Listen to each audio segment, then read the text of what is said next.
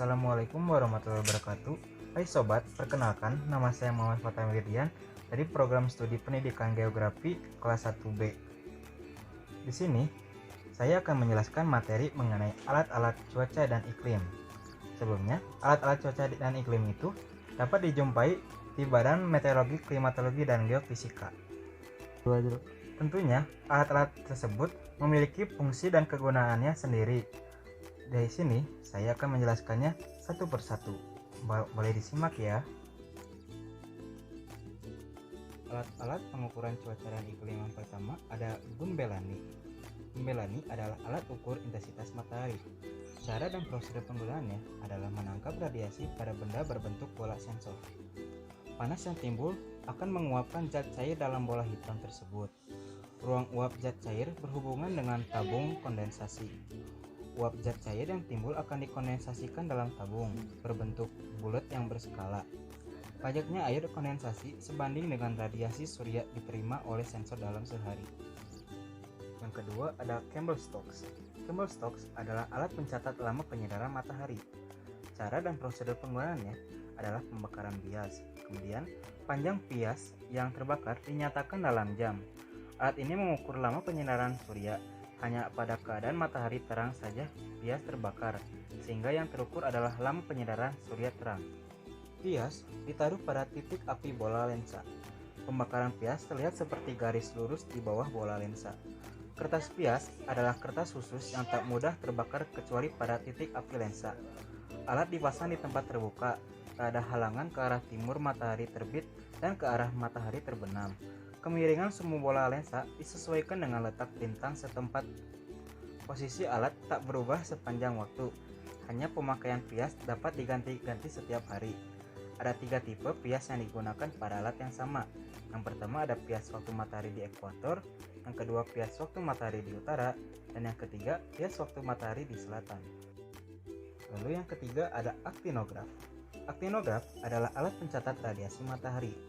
Cara dan prosedur penggunaannya adalah sensor atau yang peka bila kena sinar surya, terdiri atas bimetal atau bilogam berwarna hitam, mudah menyerap radiasi surya. Panas karena radiasi yang diserap ini membuat bimetal melengkung. Besarnya lengkungan sebanding radiasi yang diterima sensor. Lengkungan ini disampaikan secara mekanisme ke jarum penulis di atas bias yang berputar menurut waktu. Hasil rekaman sehari ini berbentuk grafik. Luas grafik atau integral dari grafik sebanding dengan jumlah radiasi surya yang ditangkap oleh sensor selama sehari. Yang keempat, ada termometer maksimum. Termometer maksimum adalah alat untuk mengukur suhu maksimum dalam jangka waktu tertentu. Cara dan prosedur penggunaannya adalah terdapat penyempitan pada pipa kapiler di dekat reservoir. Air raksa dapat melalui bagian yang sempit ini pada suhu naik dan pada suhu turun air raksa tak bisa kembali ke reservoir, sehingga air raksa tetap berada posisi sama dengan suhu tertinggi. Setelah dibaca posisi ujung air raksa tertinggi, air raksa dapat dikembalikan ke reservoir dengan perlakuan khusus, diayun-ayunkan. Termometer maksimum diletakkan pada posisi hampir mendatar agar mudah terjadi pemuaian. Pengamatan sekali dalam 24 jam. Yang kelima, ada termometer minimum. Termometer minimum adalah alat untuk mengukur suhu minimum dalam jangka waktu tertentu. Cara dan penggunaannya adalah zat cair dalam kapiler gelas adalah alkohol yang bening. Pada bagian ujung atas alkohol yang memuai atau menyusut terdapat indeks. Indeks ini hanya dapat didorong ke bawah pada suhu rendah oleh tegangan permukaan bagian ujung kapiler alkohol. Bila suhu naik, alkohol pun memuai. Indeks tetap menunjukkan posisi suhu terendah. Setelah ujung indeks yang dekat meniskus alkohol dibaca dan dicatat, dengan perlakuan khusus, indeks dikembalikan mendekati meniskus alkohol. Posisi termometer pada waktu mengukur hampir sama dengan termometer maksimum, yaitu agak mendatar. Perlu diperhatikan bahwa kapiler alkohol harus dalam keadaan bersambung, tidak boleh terputus-putus. Bila kapiler alkohol terputus, termometer tidak boleh lagi dipakai sebagai alat pengukur suhu, harus dibetulkan terlebih dahulu. Pengamatan ini dilakukan sekali dalam 24 jam. Selanjutnya, yang keenam, ada termometer tanah. Termometer tanah adalah alat untuk mengukur suhu tanah.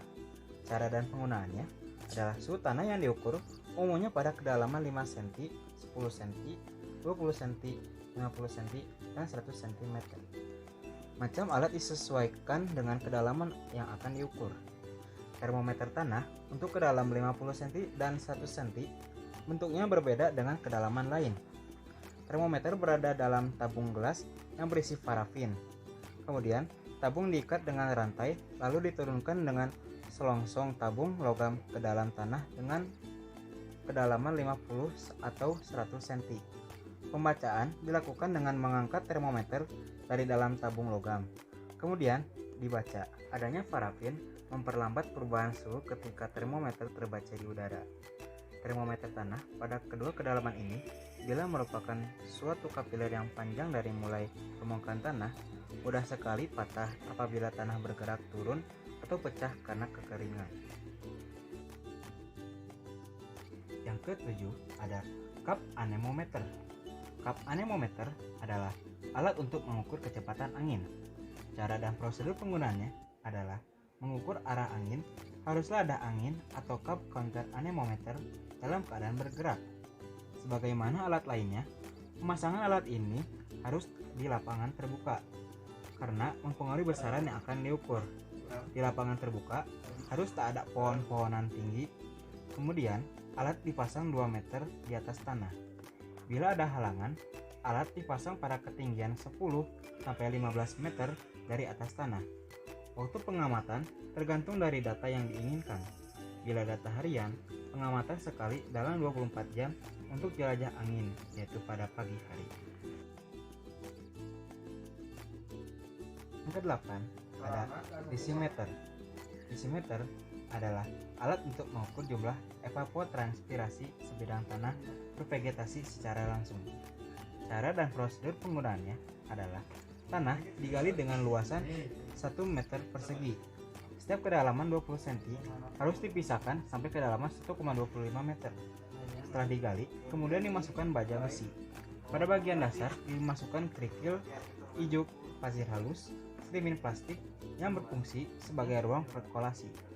Antara ruang perkolasi dengan tanah disekat dengan jeruji penahan tanah, saringan kaca plastik, dan kemudian air yang terkumpul dihisap dengan pompa vakum yang ditancapkan sampai ke bagian dasar. Masukkan tanah ke dalam baja, kemudian pada bagian atasnya dilapisi vegetasi seperti rerumputan. Yang ke-9 ada alat ukur hujan otomatis Hellman. Alat ukur ini adalah alat ukur pencatat intensitas curah hujan. Cara dan prosedur penggunaannya adalah alat ini dipasang di atas tonggak kayu yang dibeton dengan ketinggian 120 cm dari permukaan tanah sampai mulut corong penakar. Luas penampang corong yaitu 1 cm dengan kapasitas menampung hujan 5 meter. Dan di tengah corong penakar dipasang keran. Jumlah curah hujan yang tertampung akan dituangkan melalui keran dan ditakar dengan gelas ukur yang berskala 25 mm. Yang ke-10 adalah open pan evaporimeter. Open pan evaporimeter adalah alat ukur penguapan. Cara dan prosedur penggunaannya adalah evaporasi yang diukur dengan panci ini dipengaruhi oleh radiasi surya yang datang, kelembapan udara, suhu udara, dan besarnya angin pada tempat pengukuran. Ada 2 macam peralatan pengukur tinggi muka air dalam panci. Pertama, alat ukur mikrometer pancing, dan yang kedua, alat ukur ujung paku yang dipasang tetap. Yang ke-11 ada Automatic Rainwater Station atau ARWS. ARWS adalah alat ukur untuk mengambil sampel air hujan yang akan diukur konsentrasi kimianya. Cara dan prosedur penggunaannya adalah setiap 2 hari sekali air hujan akan diambil sebanyak 2 botol untuk dibawa ke laboratorium di BMKG pusat untuk mengetahui kandungan kimia air hujan. Alat ini dilengkapi oleh sensor air hujan untuk membuka naungan yang menutupi panci penampung hujan.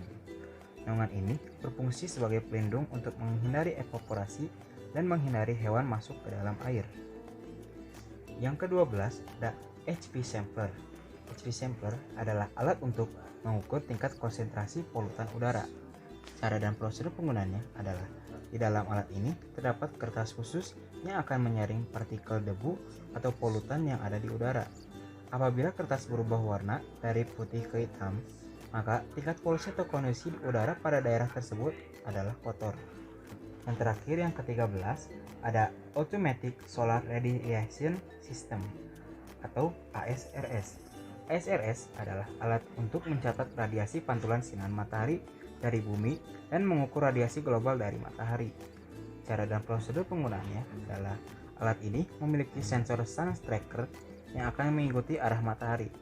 Alat ini akan mengukur langsung radiasi yang dihasilkan oleh sinar matahari tanpa terhalang awan.